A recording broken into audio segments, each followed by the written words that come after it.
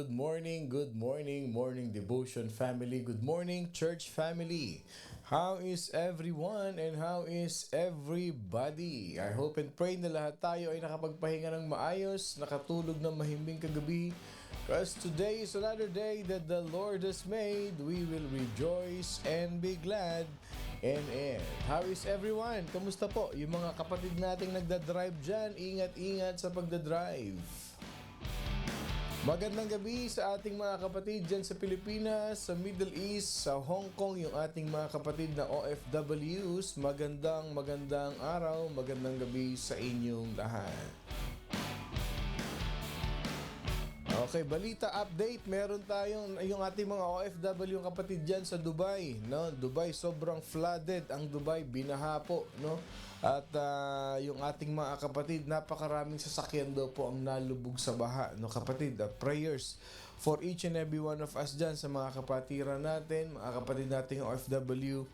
I know how hard it is, yung hard-earned money na ibili ng sasakyan, ipagpagawa, but praise be to God at papalitan ni Lord yan. Sa mga nakikinig sa atin sa Dubai, papalitan ni Lord yan yung inyong mga nabaha, nalubog na sasakyan. At ang importante ay ligtas po tayong lahat. Magandang gabi, magandang araw sa ating mga kapatid dyan sa Canada, sa Australia at sa Alaska. Yung mga kapatid natin dyan sa Europe, sa France, sa Italy, magandang araw sa ating lahat. Okay, moving forward, let's go on sa ating early bird. Mga kapatid, bago ang lahat, ako po, I'm so blessed kasi yung ating early bird for today is talaga namang galing pa ito ng Pilipinas, ha? Wow, talaga namang matutulog na lang morning devotion pa dito sa atin sa Amerika. Okay. Ayan, ang ating early bird for today is si Sister Vilma Gallio II. Yes, palakpakan natin Sister Vilma. Okay, blessed morning po sa lahat. God is so faithful and is worthy to be praised. Congratulations, Sister Vilma. Ikaw ang ating early bird for today. Kapatid, tanggapin mo ang iyong early bird prize kay Lord. Anong oras sabi niya sa Pilipinas ngayon? 8 at night. Is it 11 p.m. sa Pilipinas ngayon or 12? Okay.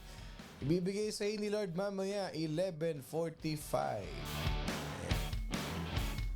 Congratulations, Sister Vilma or Pastora Vilma Gallio II. Si Pastora po ito. Okay, congratulations, Pastora, for our ating early bird for today. At ang ating second runner-up for today, mga kapatid, is all the way from Florida. Ayan, si Kuya Sunny Clarin. Congratulations, Kuya Sunny, for being our second runner-up for today. Okay. At ang ating third runner-up sa ating early bird top 3 ay si Tisoy Room. Ayan, congratulations Tisoy Room. Good morning, devotion family. Sabi ni Kuya Sunny, blessed morning church, to God be the glory. Ayan, okay, congratulations sa inyong tatlo. From Philippines, Sister Vilma, ang ating early bird, si Kuya Sunny sa Florida, at si Tisoy Room ay sa Pilipinas din yan. Okay, congratulations kay Ate Nanette. Actually, dalawa sila sa Tisoy Room. Si Ate Nanette Cuarto at saka si Kuya Rene. Ayan, congratulations. Dalawang taga-Pilipinas ang ating top 3 for today. Okay, moving forward sa ating morning devotion. Okay. Ang ganda na kanilang mga comment. Okay, tingnan natin. Sabi natin Marisa Galvivong, blessed morning everyone. Thank you Lord for your amazing grace and for waking us up this morning. To God be the glory. Ayan. Kindly share our morning devotion. Itag po ninyo inyong mga kaibigan, kapamilya, so that they can also hear the powerful message of the Word of God. and for them to know the importance, the significance of the 66 books of the Bible. Nais ko pong magpasalamat, by the way, kay Tita Sister Belen Junicio. Salamat po, Tita Belen. Ayan, sa inyong pagtulong sa ating church building. At kay Tita Dory Manahan. Ayan, maraming salamat po at Tita Belen Junicio and Tita Dory Manahan. Magandang umaga sa inyo mga kapatid. Good morning kay Ate Reggie Paredes. Good morning kay Sister Ophel. Ayan. Continue to share our morning devotion and tag our friends. At maganda po yung pag-uusapan natin ngayong umaga na ito as we continue our New Testament series mga kapatid. At nandito na tayo sa pang-apat na ng ating New Testament books na pag-uusapan natin. A blessed and wonderfully and specially made Thursday to everyone. Thank you, Lord, for another day you have given us. We ask the Holy Spirit to help us in everything we do. Be a blessing to all and His love shines in us. Nako, eto na. Mahal na mahal kita, Panginoon. May birthday greeting siya. Happy birthday to my very lovable apo, Justus. Mahal na mahal ka namin. Naku, namin ito eh. Okay, tingnan natin ito. Okay, sino yung ating nagbigay ng ating magic word for today? Ayan. Meron pa tayong magandang insight. Let us not be overwhelmed by the challenges in life, but instead be overwhelmed on how great and faithful our God is. Blessed morning. Ayan, okay. Ito pa isa. Okay. Blessed morning. Oh, okay. Ito. Okay. Blessed day everyone. Thank you, Lord, at ginising mo po kami sa pagmamahal mo. Thank you, Jesus. We can't say enough. Okay? We can't say enough words how thankful we are with your presence in our life. The peace and joy in our hearts that we are experiencing right now because you are in it. Thank you, Holy Spirit. Thank you, Jesus. Ito na. Mahal na mahal kita, Panginoon. Kailanman ay hindi kita ipagpapalit.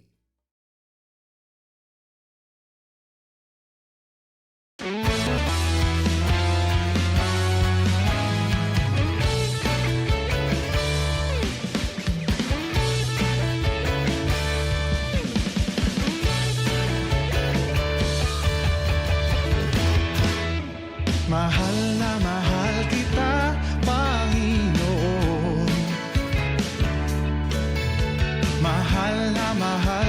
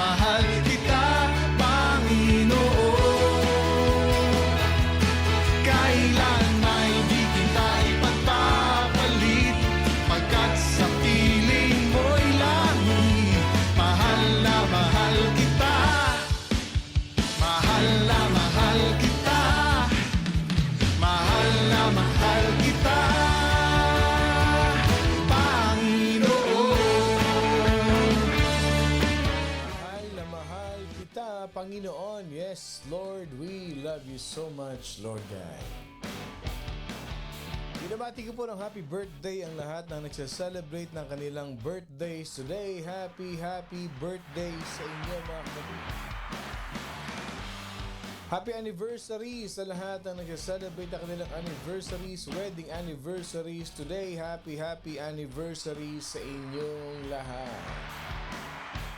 Many more years of celebration, many more years of blessed and favored life relationship sa inyong mga mag-asawa dyan. Yun, yung mga mansaries nagsa-celebrate, happy anniversary sa inyong lahat. As we continue our morning devotion mga kapatid, we are now in the 4th book of the New Testament, and I would like you all to share, to tag your friends and let them know, let them hear the powerful message of the Word of God, the significance of the 66 books of the Bible as we learn every day, so that they can also be touched by the Holy Spirit and know the importance of reading the Bible in their life. Kung meron po tayo mga prayer request ay pwede niyo pong i-type ang inyong prayer request while the worship song is playing. And after the worship song, we're gonna play for your prayers. Any specific, kagaya po nito, may nag-request sa atin. Si Sister Merlinda Allen is nasa hospital daw. We're gonna pray for Sister Merlinda Allen. And for some of us, if you have any prayer request, i-type nyo lang po. Even if you don't want to mention the exact situation, just mention the names, or you want to just put in general healing or something like that. Provision, favor, just type in the comment section mga kapatid. And trust that we are going to pray in one mind, one accord, and one spirit. Congratulations kay Sister Bebelyn Rabino Downs. It's our 3rd year wedding anniversary. Thank you, Lord. Congratulations sa inyo, kapatid. Wow. Many more blessings from the Lord be upon you and your marriage, kapatid. However, let us now come into the presence of the Lord. Let us worship Him in spirit and in truth. And let us offer our whole being to Him as a living sacrifice. Let us all come to worship God.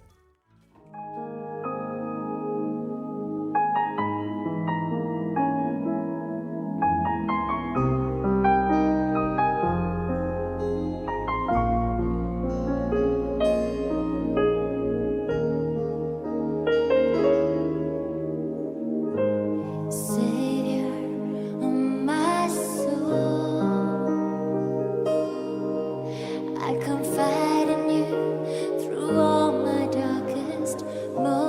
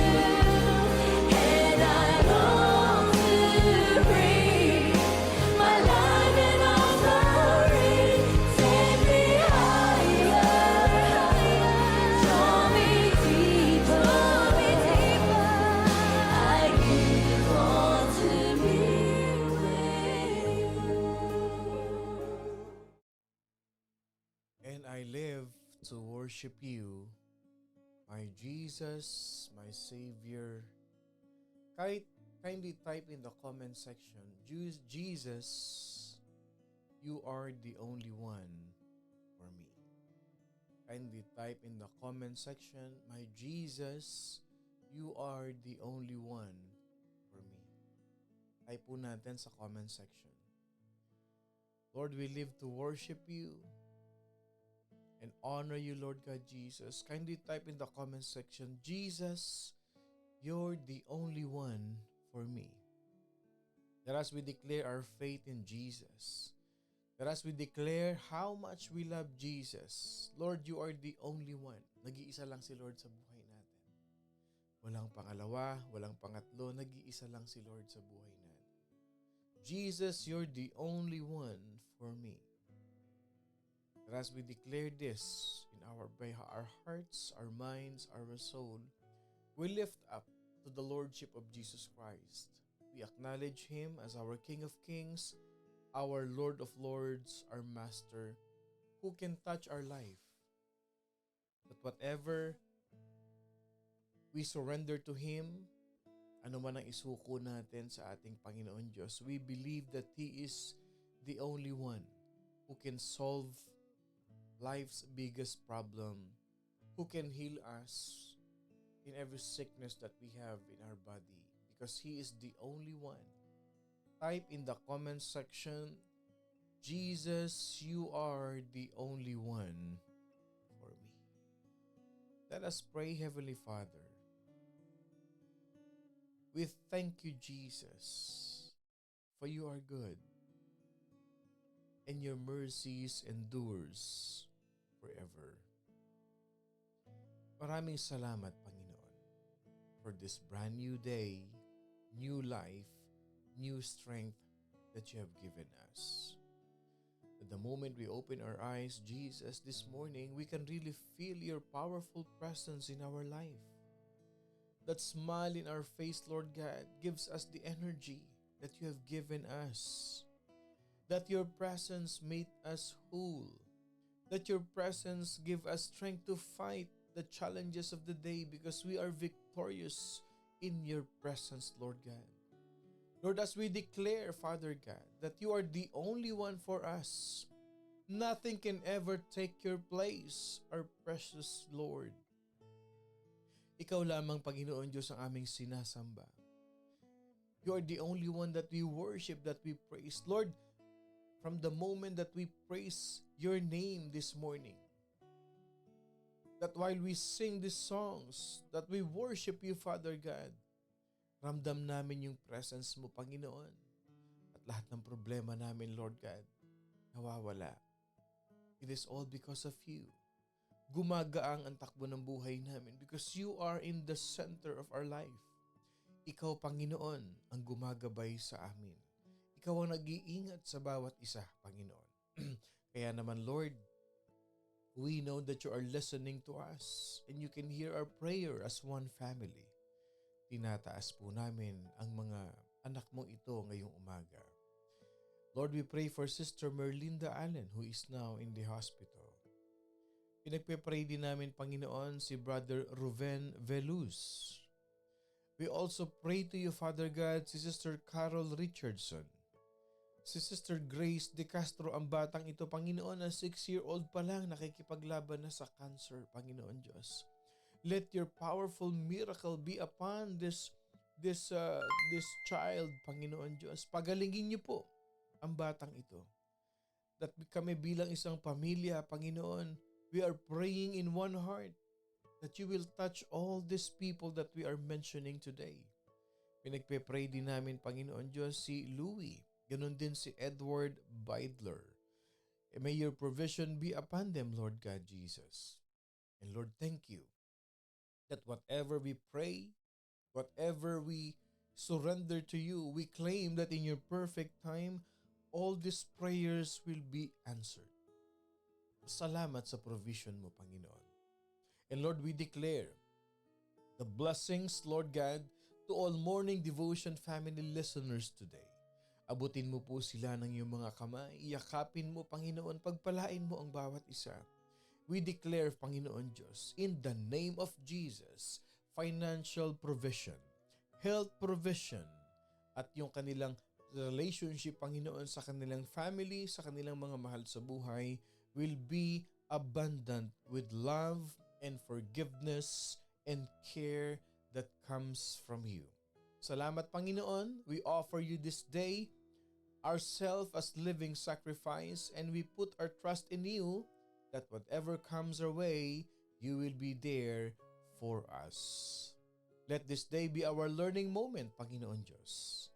And we claim victory upon victory as we declare the devil powerless in our life. We thank you, Jesus, in the name of the Father, the Son, and of the Holy Spirit. In Jesus' mighty name, this is our prayer. And all God's people say, Amen and Amen and Amen. Magandang umaga po sa inyong lahat. Ako pong muli si Pastor Bong, bumabati na isang mapagpalang Thursday morning sa ating lahat. I'd like to acknowledge and greet good morning kay Sister Freda Corunia. Ayan, thank you for being with us today, Sister Freda Corunia. Kay M. Dionisio Manlapat, good morning kapatid, magandang umaga sa iyo. The book that we're gonna discuss today as we move on to our learning in the New Testament is the book of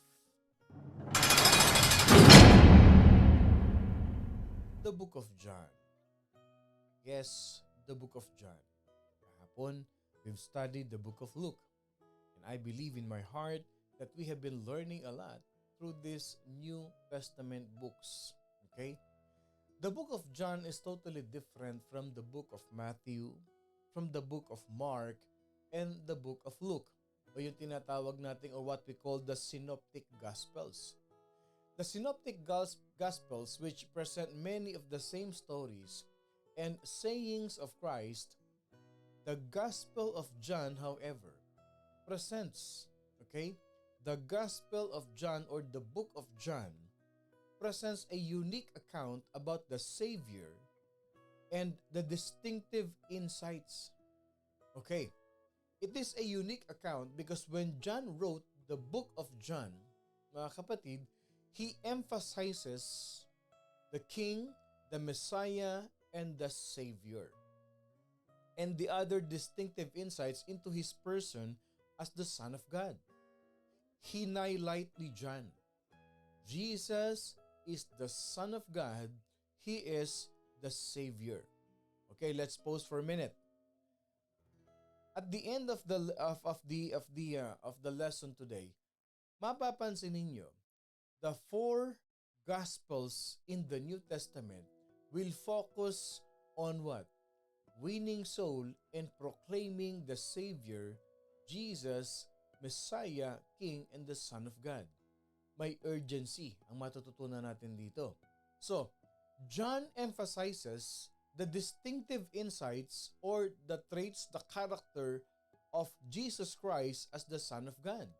The writer of this gospel was the Apostle John, obviously, who, along with Peter and James, formed Jesus' inner circle of disciples. Kasama si John sa mga disciples ni Jesus Christ. Kasama niya si Peter, kasama niya si James. But interestingly, ito yung kakaiba sa kanya. John never refers himself by name.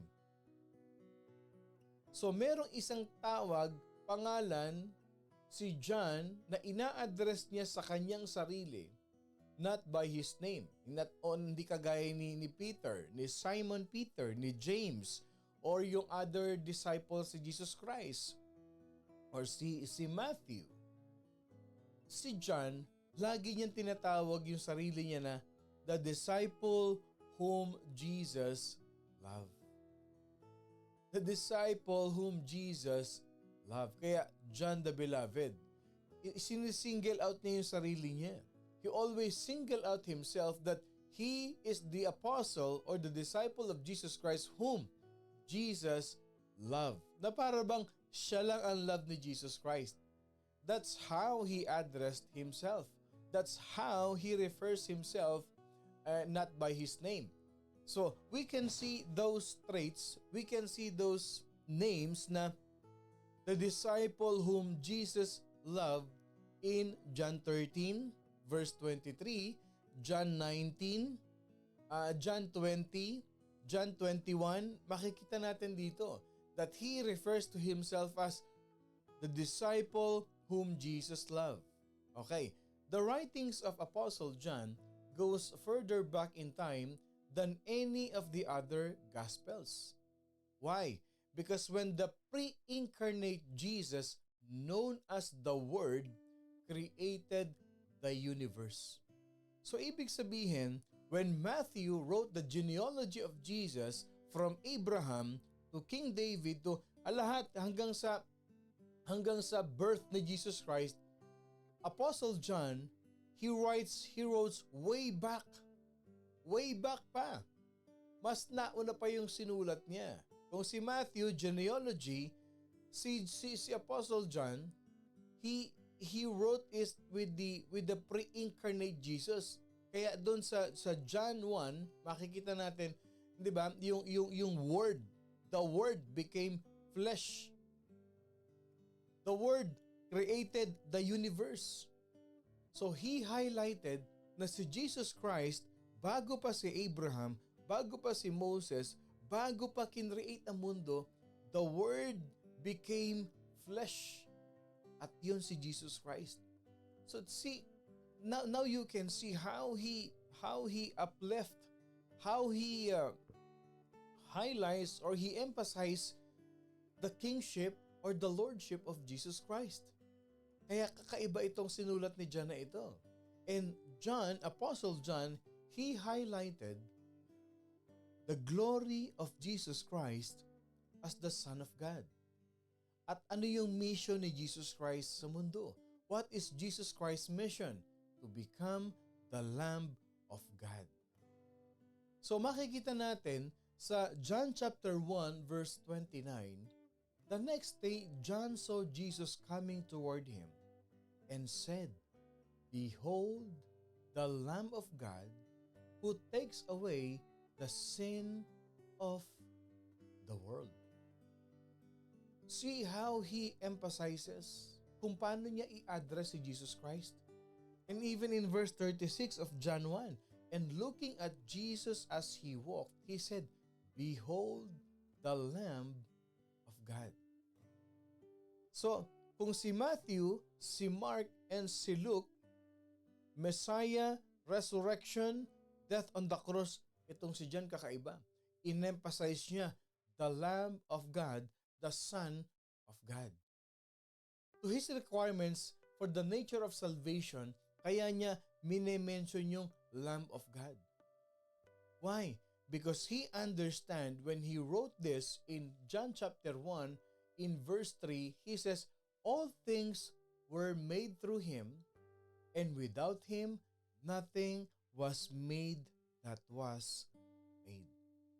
Ganyan niya itinataas si Jesus Christ. Yan ang pagkakakilala niya. That's how he knows Jesus Christ.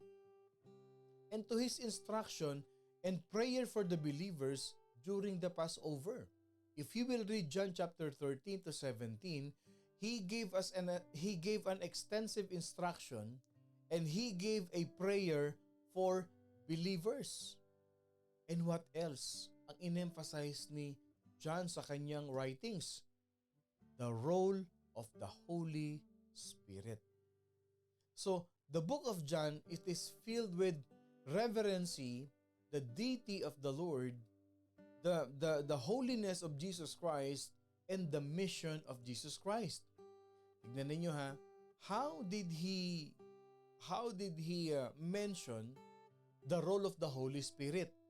Okay, pag binasa natin ang book of John, there is one verse there that he says, "To teach you all things and bring to your remembrance all that I said to you."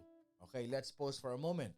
Okay, do you know, and you can agree with me, that the Holy Spirit is the one who is bringing all the wisdom into your mind whenever you speak the Word of God?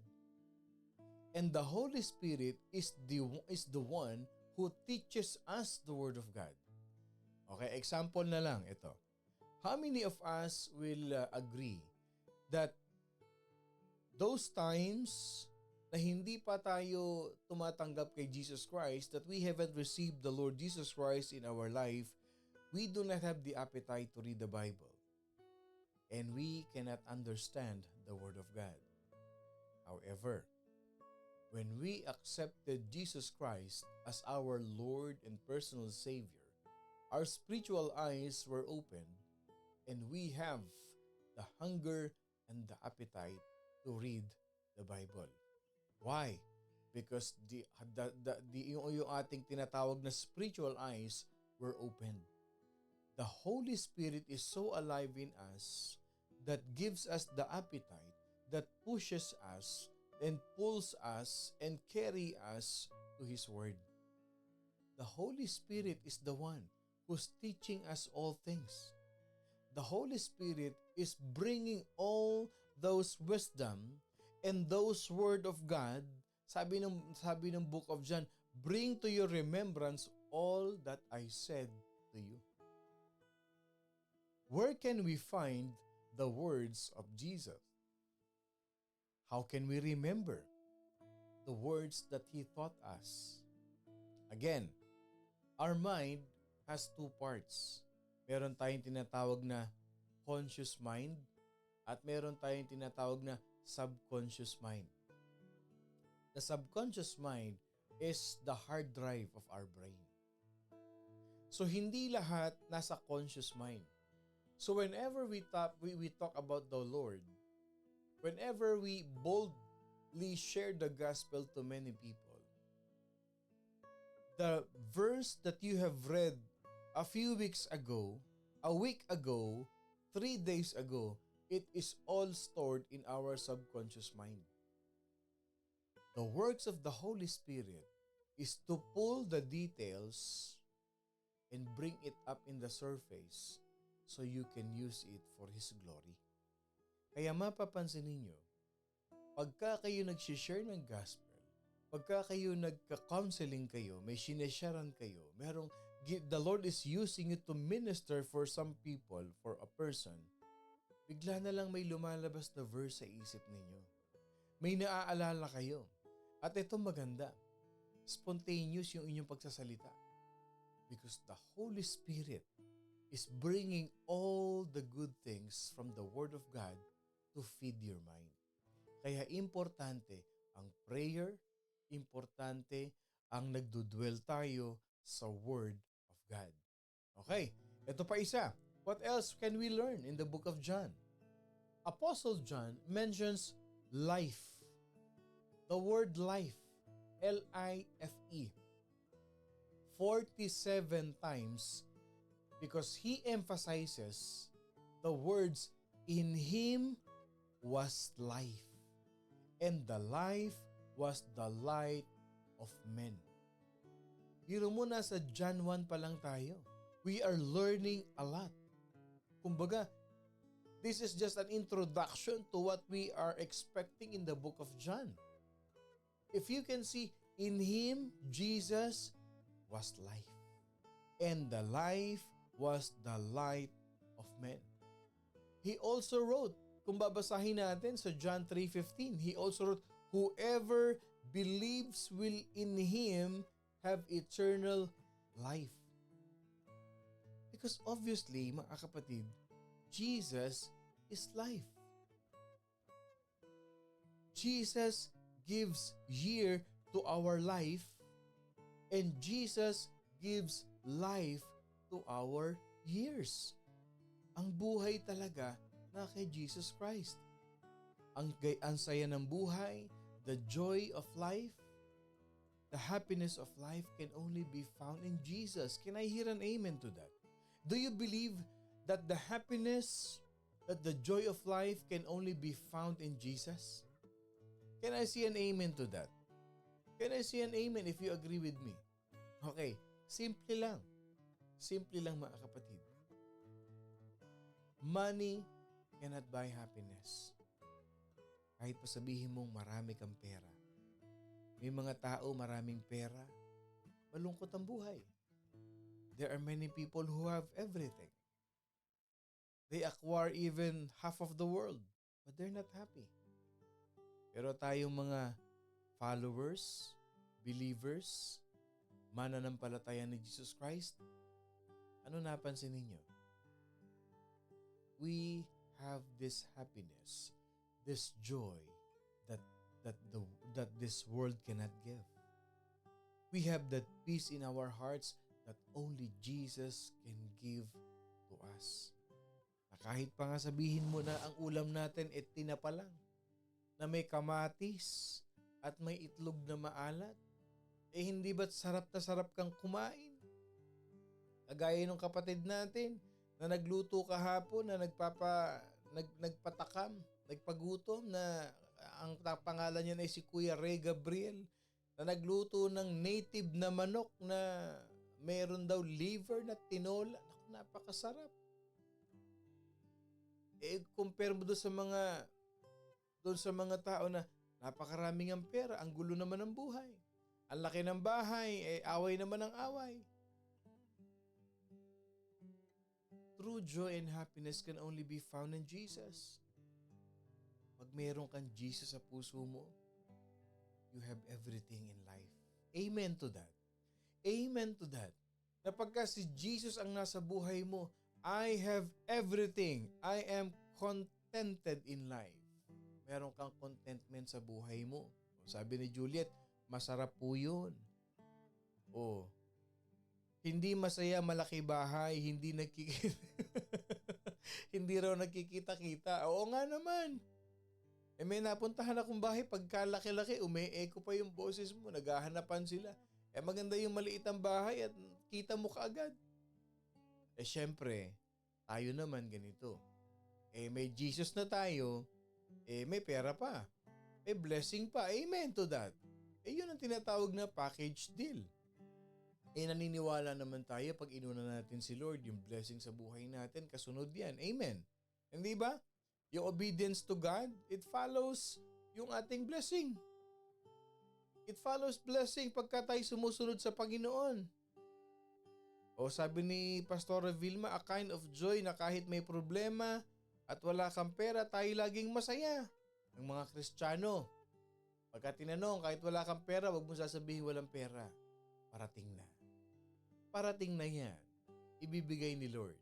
So the book of John, it focuses a great deal on the importance of what? Yung tinatawag nating appropriate salvation, Jesus, that Jesus offers by faith. That's true. So ano pa yung mapapansin natin? What else can we notice in the book of John? John uses the word Father 126 times. John uses the word Father to refer to God. And he connects this term of affection with the divine love relationship that we can experience with Him. Bakit ginamit ni John yung word na Father that refers to God? Tandaan natin, tayong mga born again, tayong mga followers, believers sa Jesus Christ, we don't have religion. What we have is relationship with the Father. Yun ang meron tayo. Meron tayong genuine relationship. Kaya pagka nagpe-pray ka, ramdam na ramdam mo yung relationship nyo ni Lord. Hindi mo ba napapansin, kapatid? Have you noticed this? That whenever you pray to Jesus, the powerful hands of Jesus, of the Lord, is touching you na para bang niyayakap ka ng isang ama. Because He is our true Father, si Jesus Christ. Na pagka nakikipag-usap ka sa Kanya, para ka nakikipag-usap sa tatay mo. Whenever you pray to God, you feel like you are speaking to your Father, you are freely expressing your emotion, your frustration, your happiness, na parang palaging ang sarap ng kwentuhan nyo because you have a relationship.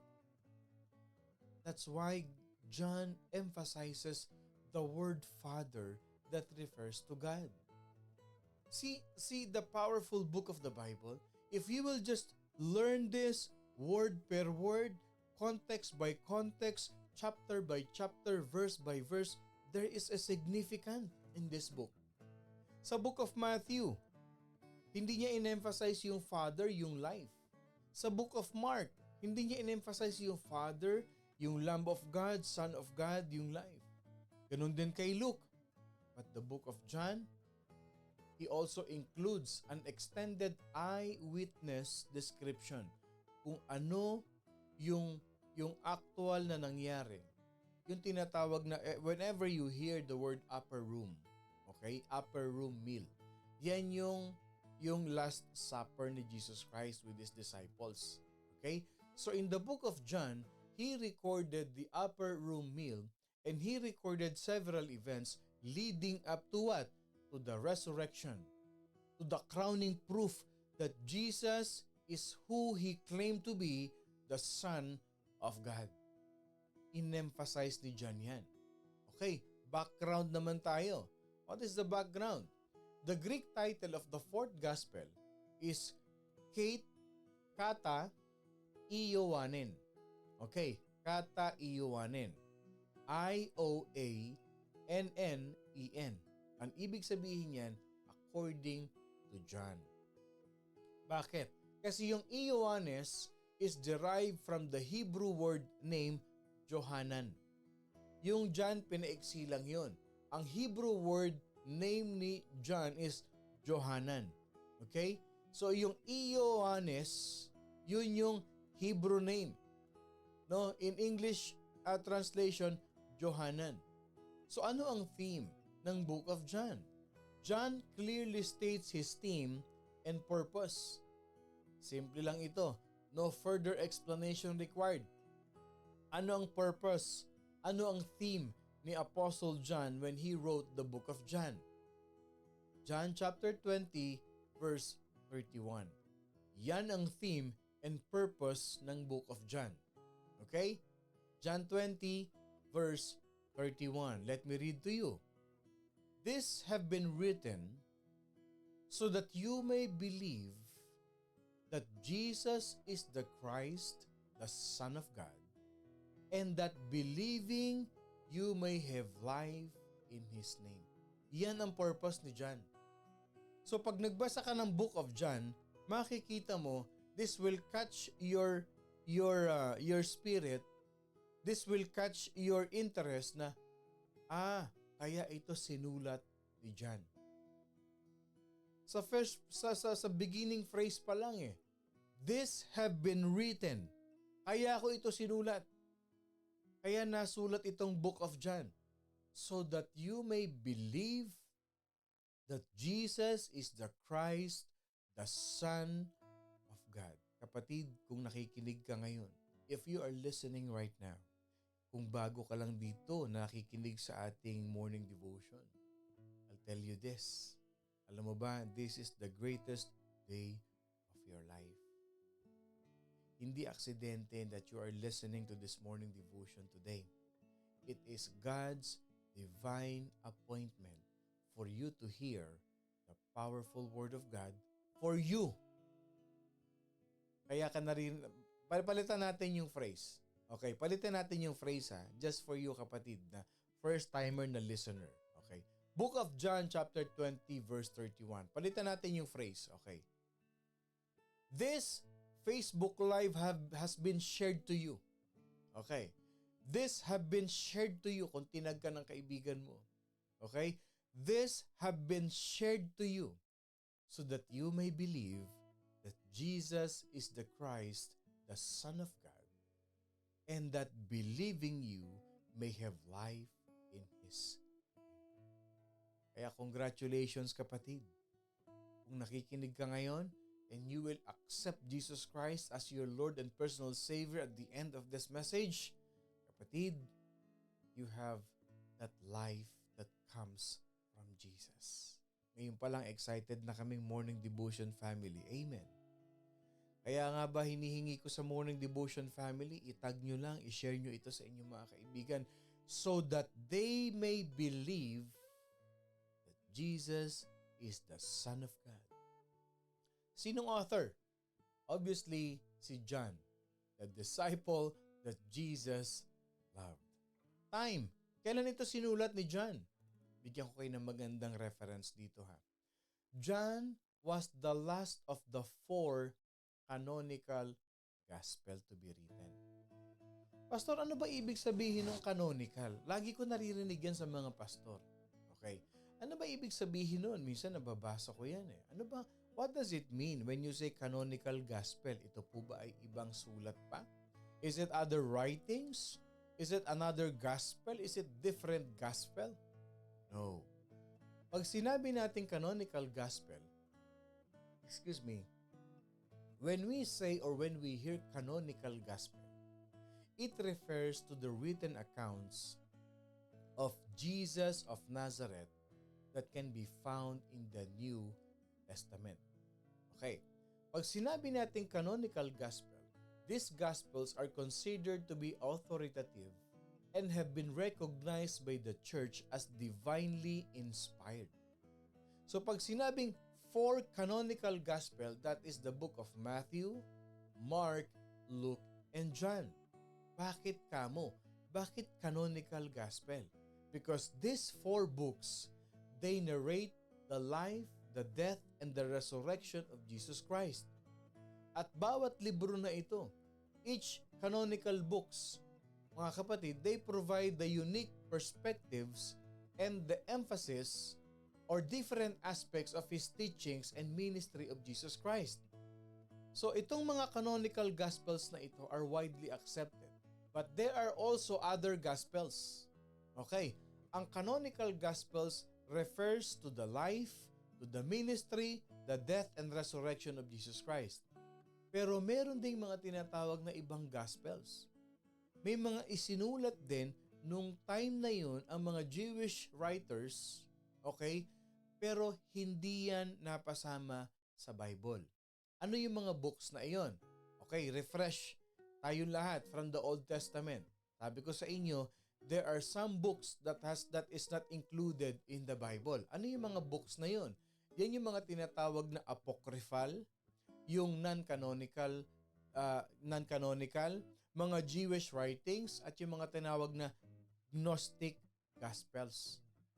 They offer additional perspectives but they are not part of the official New Testament. Maraming gospel yan. Hindi lang isinama. Why? Only God knows. Si Lord lang ang nakakaalam. Kagaya ng mga Gnostic Gospels. Alam ba ninyo yung mga Gnostic, Gnostic, Gnostic Gospels? These are being used by the agnostics, people who believe that knowledge can save you. Kaya may tinatawag na agnostic. Anong belief mo? Hindi ako naniniwala dyan. Agnostic ako eh. They believe that intelligence, knowledge can save their soul. So alam nyo na, this is just one part of some gospels that is not included in the Bible or in the New Testament. Yung mga Gnostic Gospels na yan. No? So it was likely composed between yung book of John, it was likely written between 80 AD and 100 AD. Pero ninyo, 80 years na nawala si Jesus Christ. Almost 100 years. No? And by then, yung time na yon, kasi yung Matthew, Mark, and Luke, mga 50s, 60s, 80s na naisulat yan. So ibig sabihin, the other canonical gospels naisulat na other than the writings of John. So it was widely believed that John wrote his gospel in his old age. Sinulat ito ni John while he is living in Ephesus. Okay? In Asia Minor. Kasi si John nag-serve sa church as a leader sa local church ng Ephesus. So anong structure ng Book of John? Listen to this. The structure of Book of John is this. John's gospel is not just chronological in structure or chronological ibig sabihin in order yung pagkakasunod-sunod. Let's say Lunes, Martes, Miyerkules, yan ang chronological pagkakasunod-sunod. Okay? But it also has a topical elements. Okay? If you will read the book of John chapter 1 and chapter 2, there you will see the incarnation of the Word and the inauguration of His ministry, si Jesus Christ. Okay? Kaya yung John chapter 1 and John chapter 2, incarnation of the Word. The Word became flesh and dwelt among us. What else? In John chapter 2, makikita natin the message of Christ and the work of Christ. What else? Kung babasahin natin ang chapter 13 hanggang 17, kasi yung Christ message and Christ work, it is from chapter 2 hanggang chapter 12 yan. Okay. When we go to chapter 13 to 17, there we can see the specific instructions of Jesus Christ to the disciples during the Passover and prayer for believers. Okay. In John chapter 18 to 21, we can see the trial, yung huhusgahan na si Jesus Christ. There you will see the crucifixion of Jesus Christ and the resurrection of Jesus Christ. So yan ang structure ng book of John. So as you read the book of John, I'd like you to have the principles that plays an important role in this book. Number 1, okay, remember this, an eager anticipation, okay? An eager anticipation of the Lord's return should keep us live productively. Pag alam nating pabalik na si Jesus Christ, babalik si Jesus Christ, we should live productively. John chapter 5. What else? Trusting God means looking beyond what we can see to what God can see. John chapter 6 and John chapter 20. Okay, eto na. Ito pa isang magandang life principle natin sa book of John. To live the Christian life is to allow Jesus to live His life in and through us. Yan ang Christian life. You allow Jesus to live in you through you. John 10:10 and John chapter 15. Okay. Ano pa? Lastly, marami kayong matututunang life principle. Why am I sharing that life principle? This for you to easily apply it in your life. Okay? Lastly, na life principle natin. Okay. As a children of the sovereign God, that Jesus is our Father. Okay. Maiiba ang perspective natin. Why? Being a child of God, we are never victims of our circumstances. John 19:11. Okay? Pag tayo anak ng Diyos, whatever circumstances we face, whatever challenges we face, we are not the victim. Because God is molding us, doing these things to us for us to become a better person. So hindi tayo victim, bida pa rin tayo. Because the Word of God teaches us, no matter what happens, we can say, "Thank you, Lord." Can I see an amen to that? Pag anak ka ni Lord, hindi sinagot ang prayer mo, "Thank you, Lord." Pag anak ka ni Lord, pag hindi ka natanggap sa trabaho, "Thank you, Lord." Bakit? May ibibigay si Lord sa akin na mas magandang trabaho. Pag anak ka ni Lord, nag-fail ang relationship, "Thank you, Lord, because you will give me another one, a better one, and you are preparing something good for me." Okay, eto na. Before we end, I'd like you to listen to this. Minsan ang buhay natin, you know how life seems sometimes slow and sometimes fast. Okay? Ang buhay natin, minsan mabagal ang facing natin. Our life, sometimes we are in the slow phase of life. And sometimes we have the fast facing of life. So in the book of John, we will also get a similar sense of the life of Jesus in the Gospel of John. Tignan ninyo ha.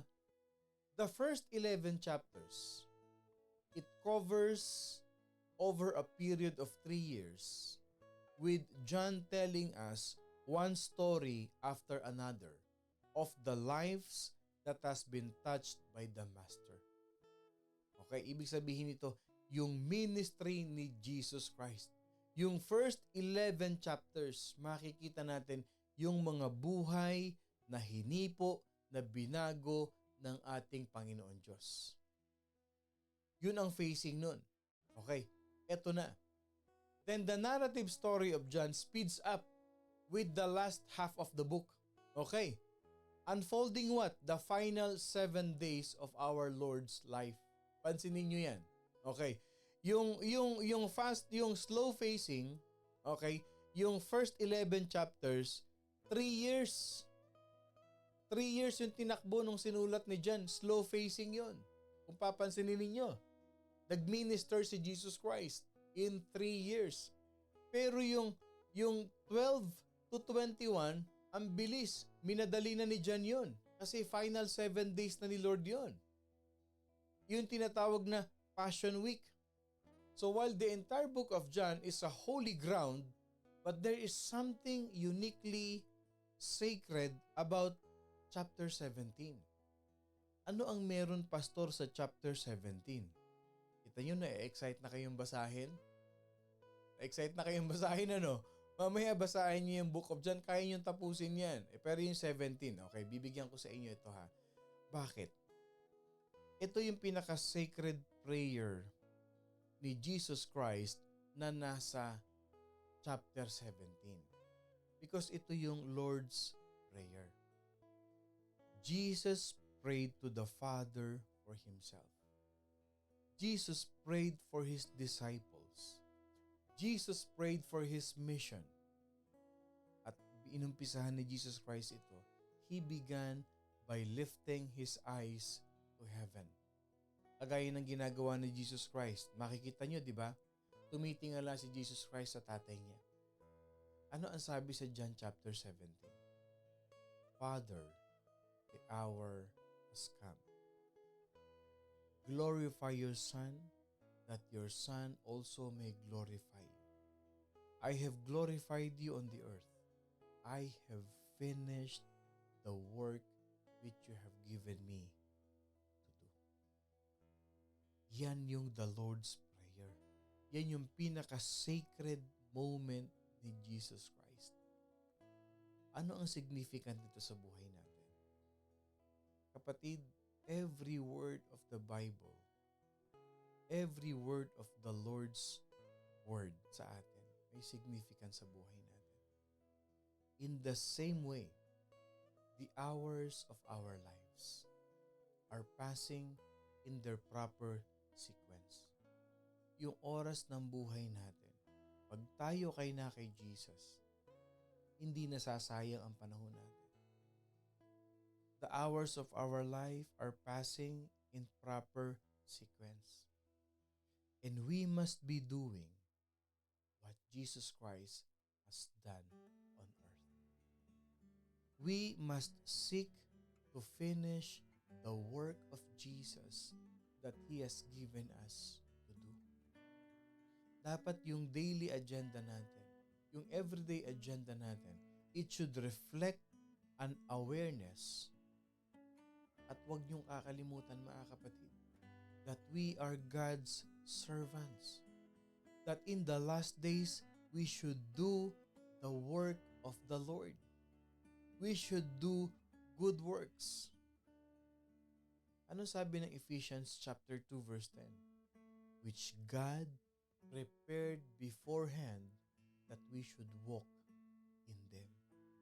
Kung anong pinrepare ni Jesus Christ, we as followers, kaya nga tawag sa atin followers believers, naniniwala tayo kay Jesus Christ. So kung sinusunod natin si Jesus Christ, sumusunod tayo sa Kanya, naniniwala tayo sa Kanya, we should seek and finish the work that He has given us to do.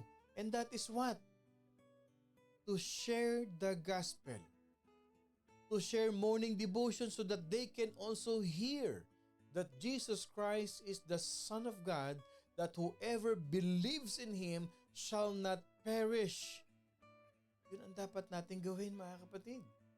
Aanhin mo yung pagkaganda-gandang cellphone kung ginagamit mo lang sa panonood ng reels. Pagkaganda-ganda ng cellphone mo, puro ka lang selfie. Pagkaganda-ganda ng cellphone mo, Puro YouTube lang ang pinanonood mo. Why don't you use it for God's glory? Baka i-bless ka pa ni Lord. Mas pagandahin niya pa yung cellphone mo. Pagkaganda-ganda ng bahay mo, ayaw mo namang marurumihan dahil wag na sa bahay ka mag-Bible study, ang hirap magligpit. Pagkaganda-ganda ng sasakyan natin, di naman natin magamit na pansundo para sa kapatiran, to share the gospel para may madala tayo sa church. All that we have comes from God.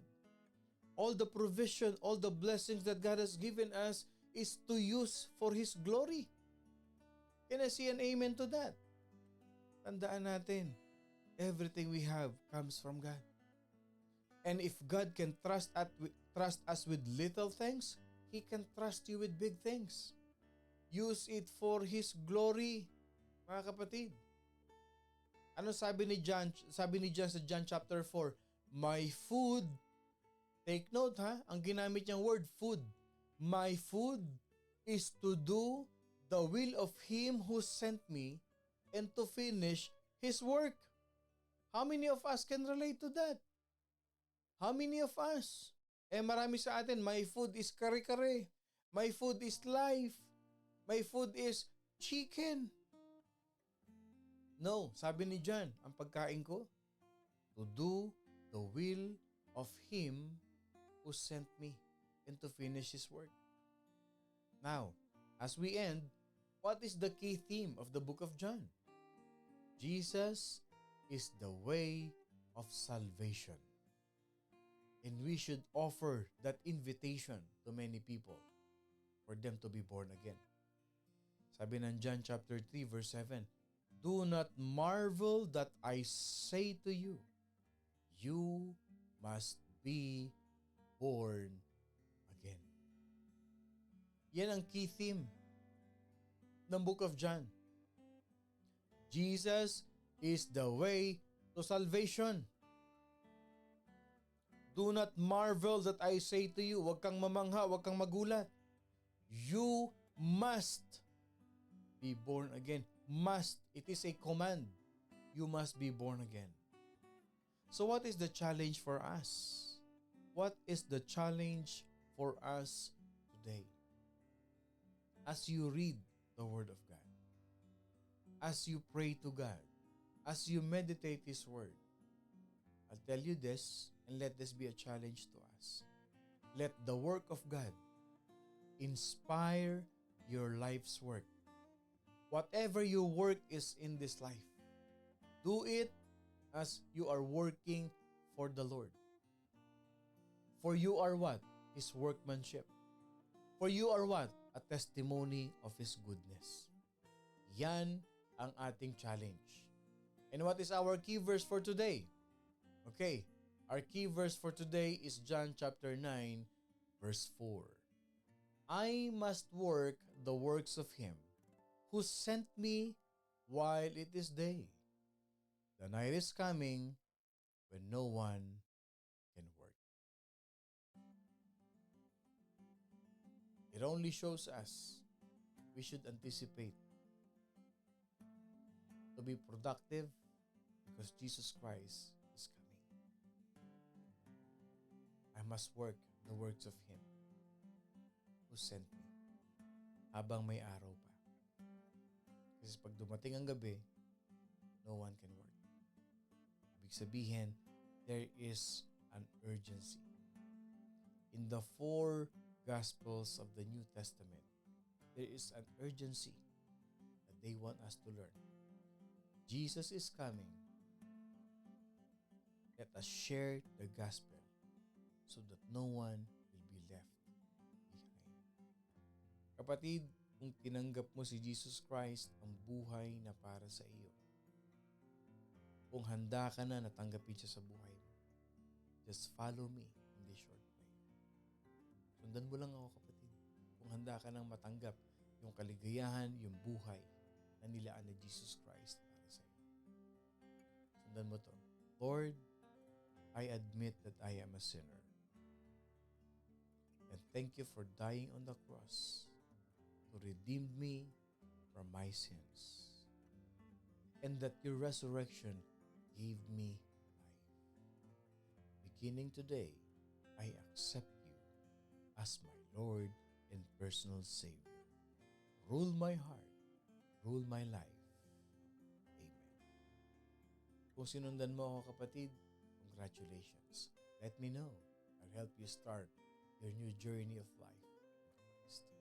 Let us pray. Heavenly Father, I praise you, we praise you for the new life that we have in you, Father God. And thank you, Lord, for the joy of accomplishing the work that you have given us to do. Give us the strength, the courage, Lord God, to share your goodness to many people. Anoint us in Jesus' name. Amen and amen and amen. Magandang umaga po sa inyong lahat. Ako pong muli si Pastor Bong, bumabati ng isang mapagpalang Thursday morning sa ating lahat. Lagi niyong tatandaan, claim, share the good news, the gospel, salvation to others. Huwag na huwag kakalimutan. We are blessed by God. I love you all mga kapatid with the love of